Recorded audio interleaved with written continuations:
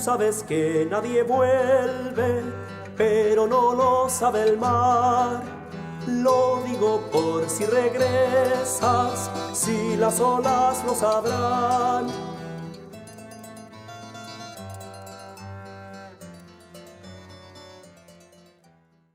Bueno, estamos acá entonces con don Juan, ¿no puede repetir su apellido? Ilarraza, y con Leslie Araneda, ¿verdad? Quienes con muy buena voluntad nos han permitido conocer y grabar, ¿verdad? Este centro tan simbólico para nuestro país, para la historia de nuestro país, ¿verdad? Londres 38. Don Juan, cuéntenos un poquitito de este centro, de esta casa, un poco de su historia, en qué año nace esta casa, cuándo se construye, por qué, quién, cómo fue el tema. Bueno, primeramente esta casa se construye en el año 1925 por una familia de la elite de ese periodo. Esta familia manda a construir estas casas imitando a los ricos de Europa, por eso el barrio se llama París, Londres. Esta familia vive aquí hasta el año 69 y en el año 69 la pone en venta porque el barrio se transformó en un barrio muy nocturno y en el año 70 es comprado por el Partido Socialista. Usado como sede social, apoyando en la popular, y el primer día del golpe de Estado esta casa es expropiada. Expropiada, ya. Primeramente por Carabineros y a fines de octubre es traspasada a la Policía Política, que era la DINA, la Dirección de Inteligencia Nacional. La DINA ocupó la casa del año 73 a mediados 75 ¿Ya? Y pasaron por aquí alrededor de 2.000 personas. Alrededor de 2.000 personas. Y ahora en este minuto estamos en el segundo piso, ¿verdad?, de Londres 38. Yo quisiera que usted nos contara qué pasó aquí en este segundo piso, por ejemplo, acá, en esta pieza, ¿qué pasó? Bueno, segundo piso, la mayor parte del segundo piso se ocupó como interrogatorio y tortura, y este espacio fue más un espacio donde se torturaban varias personas.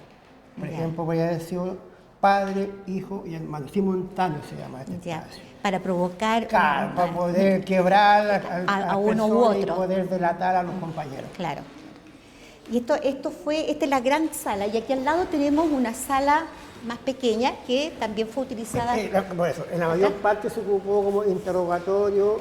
¿Ya? Y solamente una habitación que se ocupó como para dejar a los heridos y a los enfermos y a las personas que no le podían sacar la información porque era muy cruel la tortura, lo trasladaban a una clínica que es Clínica Santa Lucía, lo recuperaban y lo traían para acá, para seguir sacando la información. Para seguir sacando información, para seguir torturándolo en definitiva. Y acá tenemos un balcón, ¿verdad?, que seguramente esto estaba bastante cerrado en Claro, se lo utilizaba mucho, se cerraban las persianas y se ponían en un periodo para adelante con una música muy fuerte, para que no saliera el grito para afuera. Pero en algún momento no ponían los para adelante y dejaban que el grito saliera para que supieran las personas qué les pasara si ellos estaban contra el gobierno militar.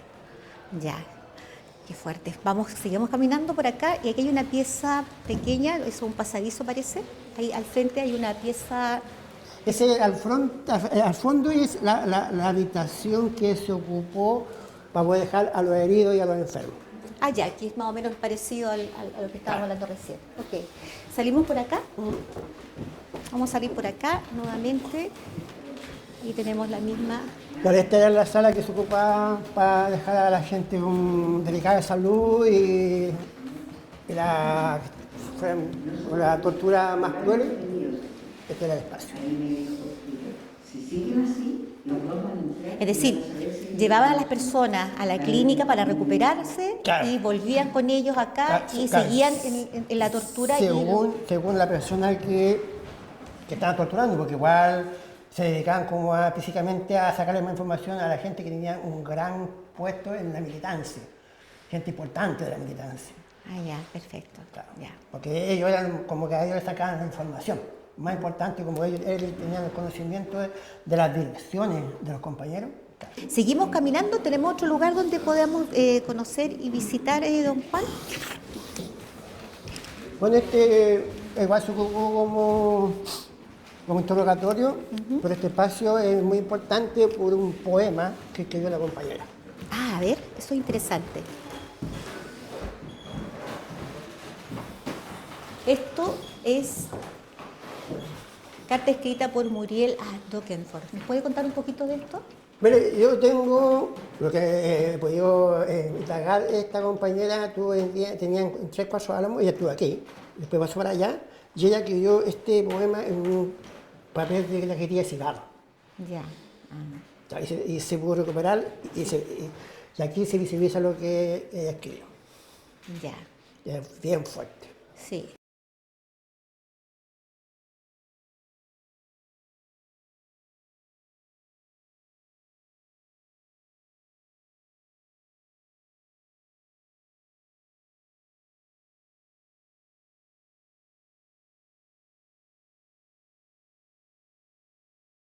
Está bien, sí, escrita por Muriel Dokenford Navarrete, hoy detenida desaparecida, a su amiga Sandra Machu el 10 de octubre de 1974, o sea, era un año de ya dictadura. Claro, porque la mayor parte de la gente que eran detenida aquí era un traslado de distintos espacios.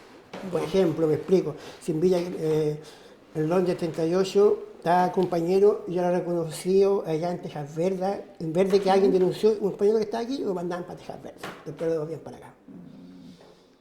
Realmente era impresionante, cómo ellos manejaban a la gente, digamos, cómo trasladaban y provocando también una reacción en las personas de temor, porque tú lo sacas de aquí, la gente estaba ya dentro de acomodado con gente que conocía, después te llevaban a otros lugares, eso realmente descoloca a la gente, claro, y le produce más temor.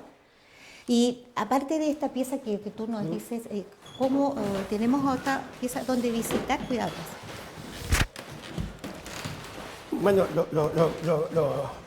los relatos más fuertes se habla de estas habitaciones.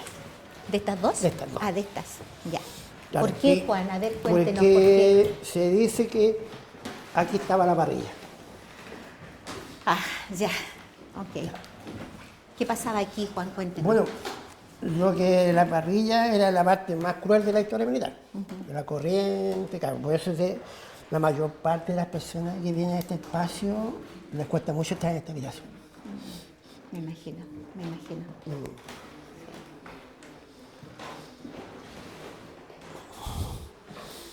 Ahora, importante tener claridad de que este espacio está intervenido.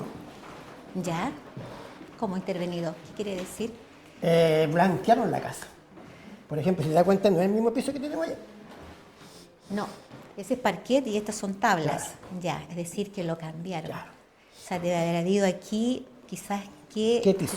¿Qué tipo de piso? Claro. Con toda la gente que torturaron y quizás hasta mataron? Aquí es muy probable. Bueno, lo importante es que porque los 98 compañeros que tenemos afuera del memorial, ellos fue la última vez que se les dio con vida en esta casa. Ya. O sea, no tenemos seguridad que se murieron aquí o murieron en otro lado. ¿No tienen ustedes la certeza? Ya. Porque me explico, usted puede ir al día que mate y se puede repetir el nombre de la persona que estuvo, ya. Ya. Claro, porque eran trasladados de un lugar a otro, estaban siempre en los mismos centros de tortura. Sí, sobrecogedor, este lugar es tremendo. Entonces, usted dice que, ¿y acá? Bueno, como le comentaba recién, que por el tercer piso, claro, eliminaron el tercer piso y hicieron un techo. Ya. Esto fue entre el 75... No, 79. El 79. 79, acá se instala el Instituto Higginiano aquí. Ya. Que ellos son institutos ligados a los militares, militares sí, jubilados. Higginiano, claro. Que miran a analogía como Libertad de la Patria. Ya. Claro, ellos se encargaron de blanquear toda la casa. Ellos tienen casi 30 años aquí. Claro, es un periodo que no se tienen muchos testimonios, dice usted, que no se conoce mucho de lo que se hizo después, porque estaba ocupado por militares, pero no saben qué utilidad le prestaban a este local. De 79, perdón, de 75 a 79. Es el periodo que no se conoce. Claro. ¿Y después qué sucede? Después, ¿quiénes ocupan la claro, el 79 es regalada al ministro de Defensa del dictador, Washington Carrasco, y él instala aquí el Instituto Higginiano de Chile. ¿Y posterior a eso? Claro, ya después, en el año 2004, 2005, empiezan las manifestaciones de los compañeros para poder visibilizar la casa. Ya. Y ahí empieza el movimiento ya para poder ocupar esta casa como el año 2005 pasa a ser un patrimonio nacional y en el año 2008 se instala el memorial, estando aquí el Instituto Higginiano, visibilizando lo que pasó en esa casa. Por ejemplo, aquí se rayaba, se hacía velatón y los higienianos al siguiente día pintaban todo la fachada.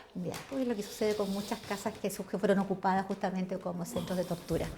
Bien, y ese tercer piso usted dice que fue eliminado. Fue eliminado. En la azotea. En la azotea, o sea, ahí arriba ustedes... Ahí está ahí. Está el techo, es solamente... perfecto. Y eso fue eliminado en la época en que quisieron blanquear 79, la casa. A 2007. Ahora, si me preguntan qué año fue eso, no lo sé. Es decir, que arriba es muy probable que haya habido también piezas para tortura antes, en la época del 73 al 75, ¿no? Solamente no... No hay testimonio de que gente fue torturada arriba. Puede que haya, porque hay mucha gente que no dio ese testimonio. Nosotros tenemos ese conocimiento de 2.000 personas, puede ser muchas más. Mucha gente se optó de dar su testimonio en informe bares. Dice, esas 2.000 personas de las cuales usted habla son personas de las cuales se obtuvo información a través de la misma gente que estuvo, que logró salir o que pudieron testimoniar después que efectivamente, o los familiares.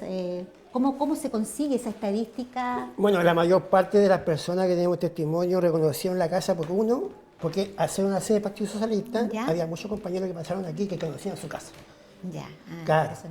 Y todo lo que hablamos aquí, todos los relatos son puros testimonios sobrevivientes de esta casa. Y es importante eso decirlo porque nosotros, como le dije recién, no podemos ponerle palabras ni quitarle porque sería falta de respeto para el sobreviviente. De hecho, usted nos mostró un folleto, y también nos pasó un folleto donde se relata, los relatos que están ahí son de los sobrevivientes de este centro. Y allá tenemos el primer piso, ¿hay algo que podamos ver o es más que nada? El primer piso yo creo que no es tanto, el primer piso es muy importante, tiene una sala de detención, pero más... acá porque hay que tener claridad, aquí tuvieron dos grupos de las Fuerzas Armadas, tuvo la DINA en el segundo piso y en el primer piso eran militares pelados rasos. Perfecto. No se relacionaban mucho ellos. Por ejemplo, ellos bajaban y decían, el 25 que se lo barría. Porque primeramente, los primeros 6 meses eran reconocidos por su nombre y después ya pierden su identidad. Eran reconocidos por un nombre. ¿Por qué? Porque, Juanito Pérez, yo cuando estuve en Londres escuché a Juanito Pérez. En cambio, el número, y como estaban inventados, no se identificaban. ¿Puedes mostrar el entrepiso? ¿El entrepiso? No, pero desde ahí, digo yo. Sí, también. Sí, podemos ver. ¿Se ve desde ahí? Es el entrepiso, claro. El entrepiso se usaba como espacio de aislamiento. Eso ya ahí. Igual tiene una gran historia porque este espacio albergó a gente refugiada de Bolivia. Perdona, ese espacio, pero ese... Acá abajo, no, es abajo. O sea, tiene... Dos habitaciones. Albergó a compatriotas bolivianos. Todos bolivianos que venían de la dictadura de Bolivia. Y estuvieron acá también. Impresionante. Sí. No sé si usted quiere agregar algo más, don Juan, que le parezca que sea pertinente. Me voy a poner acá. Yo creo que lo pertinente es que la mayor parte de las personas pregunta qué pasaba con los vecinos. ¿Qué pasaba? ¿Escuchaban, no escuchaban? ¿Se hacían los lesos? En primer lugar, como era un barrio de bohemio, andaba mucha gente en lo suyo. En segundo lugar, que se decía que en boca cerrada no entraban moscas. Y en tercer lugar, ¿a quién se podía denunciar? Porque una idea, Juanito Pérez fue a la comisaría y dice, ¿saben qué? Yo en la noche vi mucho movimiento en Londres, Juanito Pérez fue a buscarlo, lo traen para acá y lo torturan por sábado. Claro, el terror que había con la dictadura, la gente no hablaba. Sí, bueno, muchos de los que que vivimos esa dictadura lo conocemos bien. Sabemos perfectamente que el terror estaba instalado en medio de todas las personas, todos los chilenos. Esa era la idea de dejar de mente sin sonido los parlantes. Para poder escuchar, y esto les va a pasar si ustedes hablan, amedrentar a la gente. Yo le agradezco, don Juan, su... Yo no estaba preparado, y los 10 años que llevo aquí, primera vez que doy entrevista. Yo lo felicito porque tiene una memoria, o sea, hay que tener muy buena memoria para poder recordar. Me imagino que esto lo ha hecho varias veces, sí, pero también el hecho de llevar tantos años acá lo hace conocer muy bien la historia de este centro de detención. Por lo tanto, lo felicito en el sentido de la buena memoria. Y lo admiro por su trabajo Vengo de una población de donde empezaron la primera manifestación del dictadura militar, en el año 84. Vengo de la José María Caro. De la José María Caro, la gloriosa. Sí, no, es que es importante, creo, recalcar que igual a nosotros como Proyecto LONUS 38 nos gusta indicar todos los gestos de resistencia y solidaridad que se dieron acá entre las personas que estuvieron prisioneras. Claro, o sea, entendemos que hay también necesidad de conocer los relatos del horror, que es lo que busca la tortura, ¿cierto? Pero acá hay muchos que también están rescatados desde los propios testimonios, gestos de solidaridad, gestos de resistencia, cuando se compartía, por ejemplo, un pequeño trozo de pan, un poco de naranja. Canta al oído, cuando los torturaban los compañeros llegaban y le cantaban al oído. Eso es impactante. Entonces, particularmente cuando las personas también estaban en el primer piso, estos gestos de pronto de tocar a alguien, entonces, y también toda la disposición, que eso, bueno, da cuenta de esta solidaridad y resistencia, la disposición que tuvieron muchos sobrevivientes a aportar en los juicios, a dar cuenta saliendo de acá de determinado compañero o compañera que habían visto. Entonces, como que está toda esta cadena también que es muy importante decirlo, vamos, no obviarla de la historia. Claro, que es importantísimo porque ayudó a construir el relato de todo lo que está sucediendo, lo que pasa aquí, todo lo que usted sabe, todo lo escrito que se ha podido rescatar y que ha podido ofrecer al público para poder justamente informar y dar a conocer lo que sucedió acá. Ese relato de los sobrevivientes es fundamental y claro, como bien dices tú, esa cosa solidaria, fraternal de ellos, de estar uno al lado del otro en términos de sufrimiento y de dolor. Yo, verdad que vuelvo a insistir, gracias don Juan por este recorrido que nos ha dado usted, me parece realmente... Lo otro que es importante decirle, y yo siempre lo hablo en mayor parte, que algo que es muy insólito para mí, que el año 73 a 75 fue un centro de exterminio. El año 2019, estallido social, fue un punto de primer auxilio donde se recuperaron gente reprimida por el mismo Estado. La revuelta del 2019, o sea, fue centro de primeros auxilios. Estaba se devolvió la historia se vuelve a revertir, claro, se revierte. Bueno, eso es también interesante saber que también es un centro que es activo y que participa también en la historia real y actual de nuestro país, que es súper interesante. Bueno, gracias por esa nota que usted acaba de crear y bueno, les agradecemos, lo vamos a dejar. Muchas gracias nuevamente y bueno, esperamos que siga con su relato tan fresco. Muchas gracias.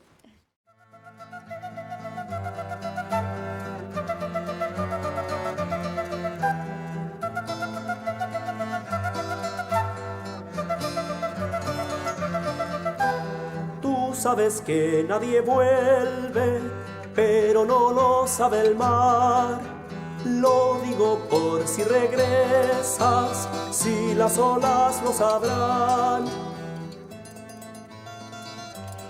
Estamos en Londres 38, un centro de tortura, de exterminio, de desaparición y dolor. Estamos en un lugar en que la historia de nuestro país puede corroborar y donde puede corroborar justamente los horrores de la dictadura de Pinochet. Y estamos también en nuestro programa Conversación sin ataduras, porque queremos conversar esta vez sobre lo que realmente pasó y está pasando en términos de los sitios de memoria de nuestro país. Y para ello tenemos hoy día con nosotros, a quien agradecemos, a Leslie Araneda, ¿verdad? Leslie, ¿cómo estás? Buenas tardes. Hola Verónica, bueno, muchas gracias por la oportunidad de conversar sobre memoria, sobre la memoria de nuestro país. De nuestro país, eso. Muchas gracias y sobre todo porque estamos en un lugar que tiene una historia realmente. En el momento que hicimos el recorrido, una vibra y una sensación muy especial. Es un lugar muy, muy conmovedor. Y justamente en el marco, ¿verdad?, de estos 50 años de esta dictadura, de la cual estamos de alguna manera conmemorando en nuestro país, ¿qué te parece a ti, verdad?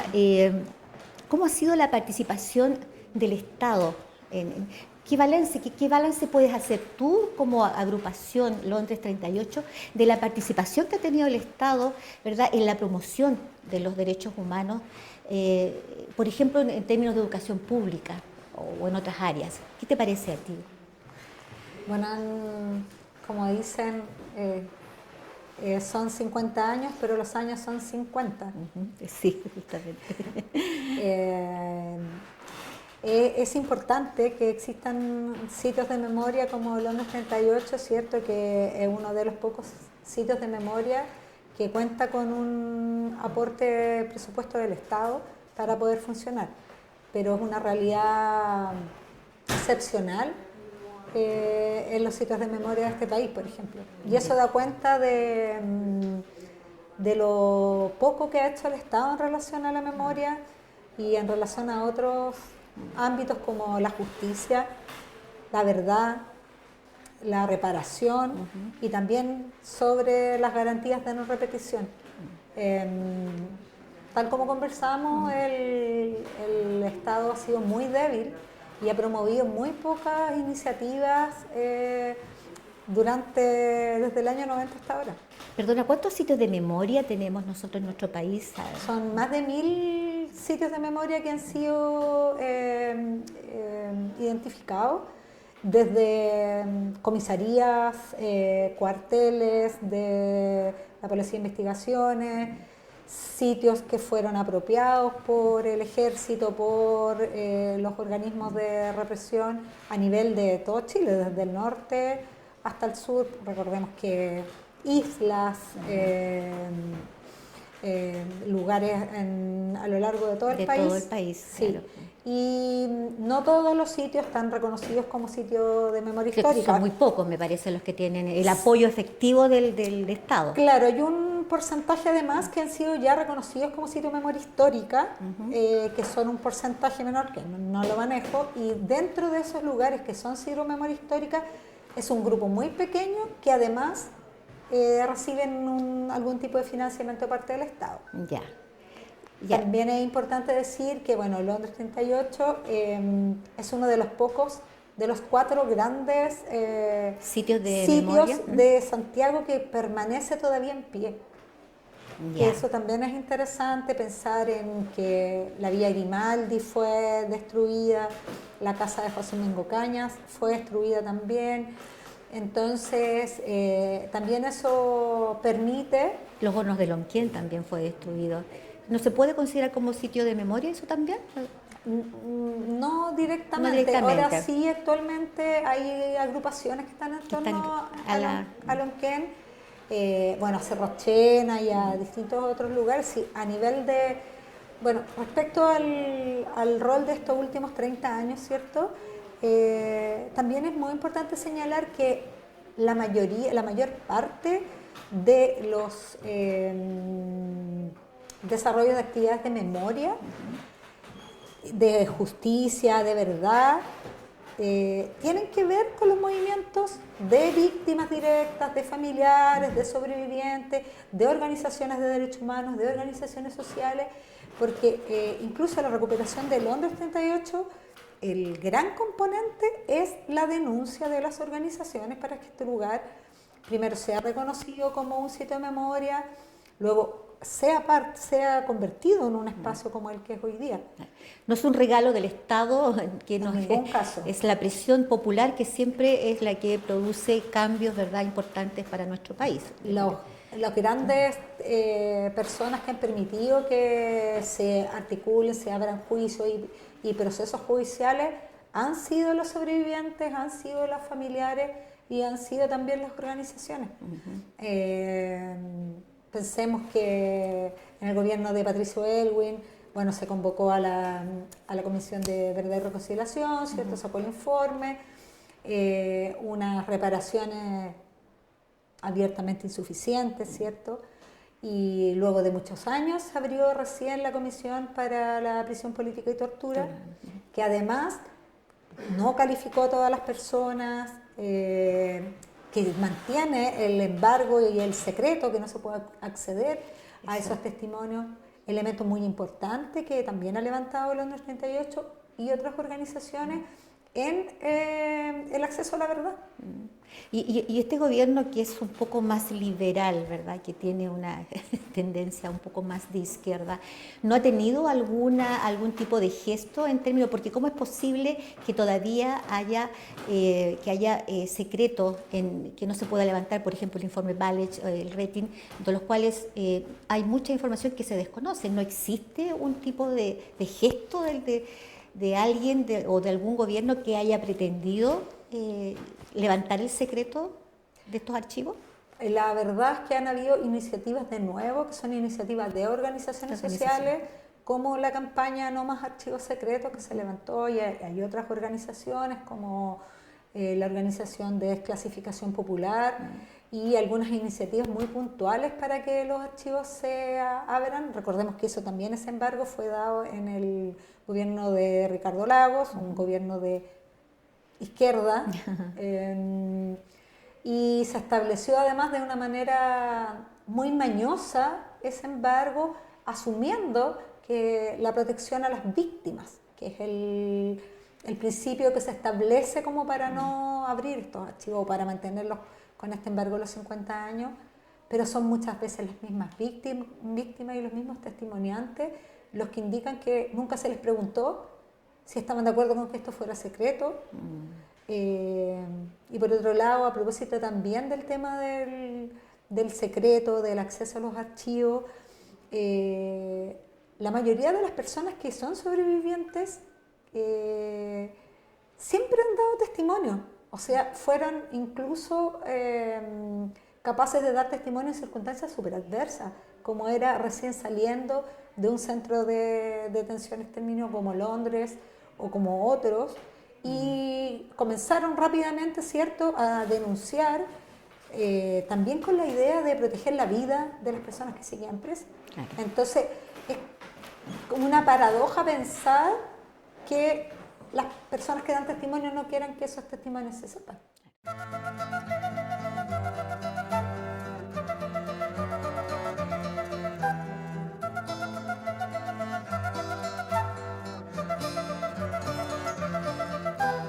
Tú sabes que nadie vuelve, pero no lo sabe el mar. Lo digo por si regresas, si las olas lo sabrán.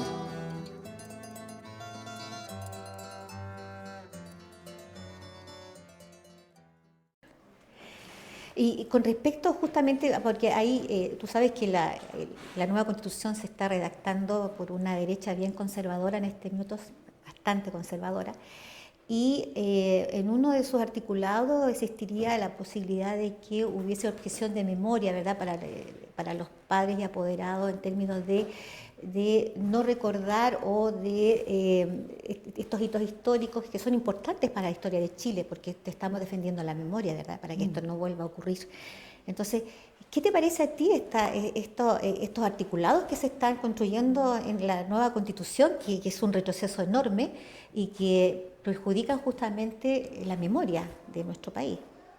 Creo que nos sorprende finalmente que esta impulso que ha dado no solo en la derecha, o sea, gran parte de este país y los gobiernos, a que esto se traduzca en mociones concretas, porque el discurso desde que terminó la dictadura o de todo el proceso postdictatorial, ¿cierto?, es que hay que dejar estos temas en el pasado, hay que mirar hacia el futuro, hay que olvidar, que tenemos que reconciliarnos, ¿cierto?, que el desarrollo del país tiene que ver con que todos nosotros tengamos una mirada, que las personas también, que esto se decía mucho en la dictadura, ¿cierto? Que las personas que habían sido detenidas o algo estaban haciendo, no, el clásico no eran blancas palomas, entonces que esto se traduzca ahora en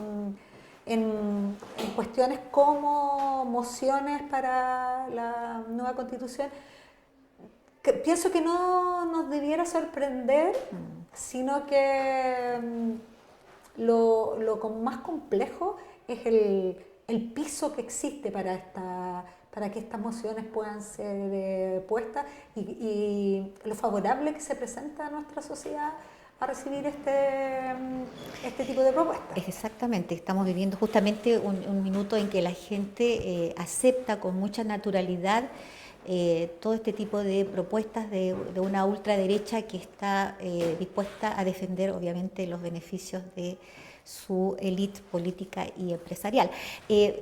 Yo no sé si tú hablabas de, por ejemplo, había algunos articulados que pretendían incluso defender a las personas, a los detenidos por lesa humanidad, por delitos, de verdad, porque por su edad o por su estado de salud, ¿verdad? Y tratar de acortar los periodos de cárcel, en fin. Entonces, imagínate, ¿qué te parece lo que significaría para...?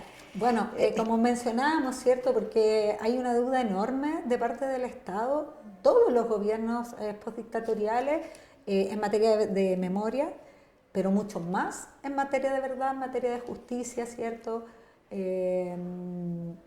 Y pensemos que los perpetradores y los criminales de lesa humanidad recién vienen a ser juzgados o se activan mucho los juicios después que Pinochet es detenido en Europa. Y recién ahí comienza, ¿cierto?, a activarse muchos juicios, justicia que fue negada durante toda la dictadura. Recordemos que no eran acogidos los recursos de amparo, un largo recorrido que han tenido las familias donde la familia y los mismos sobrevivientes, y que el porcentaje de perpetradores y criminales de lesa humanidad que además están cumpliendo condena efectiva es muy bajo en relación a la gran cantidad, ¿cierto?, de agentes que funcionaron en condiciones privilegiadas también, en un centro, ¿cierto?, de reclusión que tiene características únicas. Claro, muy cómodos, ¿verdad? Con una vida y bastante además este discurso también de la edad, ¿cierto?, de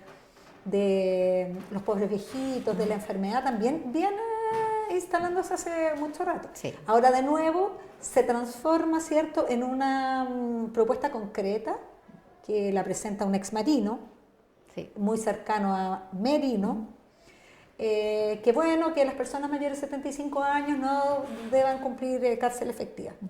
Y bueno, curiosamente hay una estadística donde la mayor cantidad que indica que la mayor cantidad de personas que cumplen hoy día condena mayores de 75 años están en Punta Peuco. Y bueno, para terminar nuestra entrevista, ¿verdad?, de esta tarde con Leslie, a quien reiteramos nuestro agradecimiento, quisiéramos saber, Leslie, ¿qué te parece a ti? ¿Cómo ves el futuro primero de los sitios de memoria? ¿Qué va a pasar en el futuro? ¿Qué va a suceder? Y en un marco de una conmemoración de 50 años de la dictadura que se ve muy tibia en términos reales de lo que significó todo ese periodo doloroso.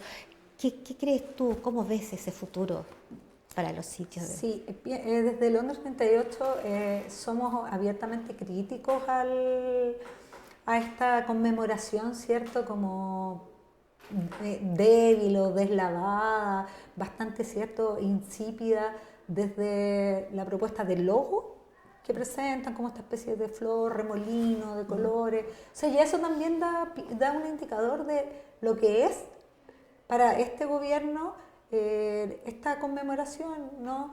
Sabemos que tampoco hay recursos económicos para hacer las actividades. El gobierno se está haciendo parte de las muchas conmemoraciones, muchos actos de memoria que están haciendo las organizaciones también. Eso también da cuenta de la importancia que le ha dado este gobierno a la conmemoración. están sucediendo cosas en muchos ámbitos que son muy graves además. Cuestiones tan graves que están pasando, ¿cierto?, en estos momentos, como la postulación del juez Raúl Mera al Tribunal Constitucional, que ha sido denunciada por las organizaciones de derechos humanos como Londres 38 por sus debilidades, ¿cierto?, en materia de derechos humanos. Y eso está pasando hoy día. Lo que está pasando también en materia de que se están cerrando los juicios, y también es una conmemoración desde lo estatal que está bastante desprovista de reconocer el valor que tuvo el proyecto de estas personas que fueron, ¿cierto?, intentadas exterminar, torturadas, exiliadas, ¿cierto?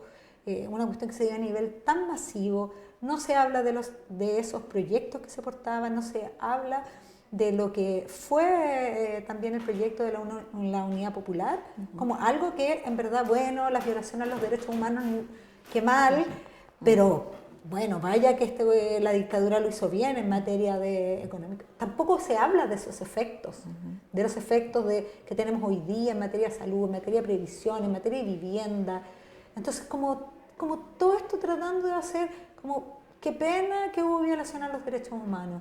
La dictadura es mucho más que solo la gravedad de las violaciones a los derechos humanos. La dictadura nos marcó y generó una inflexión en nuestro modelo de vida en este país. Exactamente. Eso sí, es una cosa que tenemos que entender, ¿verdad? Los chilenos, la ciudadanía en general, de que el modelo que implantó la dictadura es un modelo que destruyó todo el tejido social, toda nuestra idiosincrasia y nuestra forma de vivir tan distinta a parte de dictadura. Bueno, yo te agradezco nuevamente, Leslie, por haber estado con nosotros en este programa. Gracias. Nosotros seguimos trabajando en el marco de los 50 años de la dictadura. Agradecemos y nos vemos en una nueva oportunidad, conversando sin ataduras, sin límites.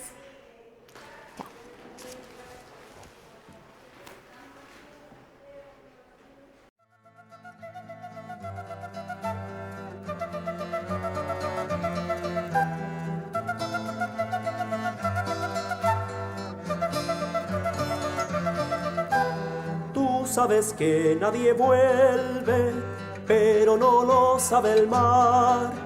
Lo digo por si regresas, si las olas lo sabrán.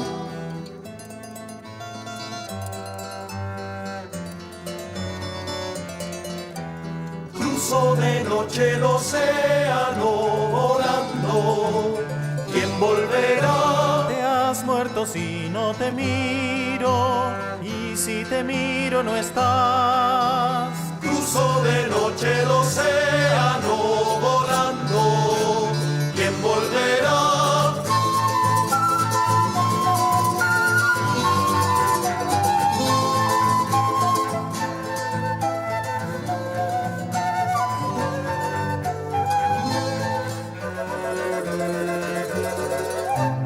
Ay, volverá nuestra tierra.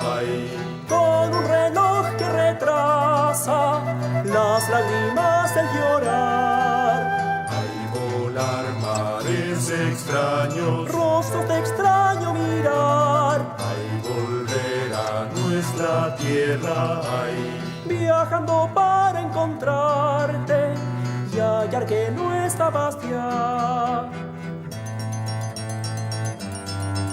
nunca estuviste tan solo, aunque no lo sepa el mar.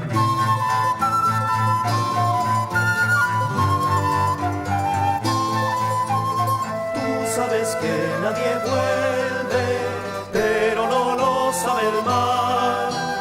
Lo digo por si regresas, si las olas lo sabrán. Cruzo de noche el océano volando, ¿quién volverá? Cruzo de noche el océano volando, ¿quién volverá? Te has muerto si no te miro, y si te miro no estás.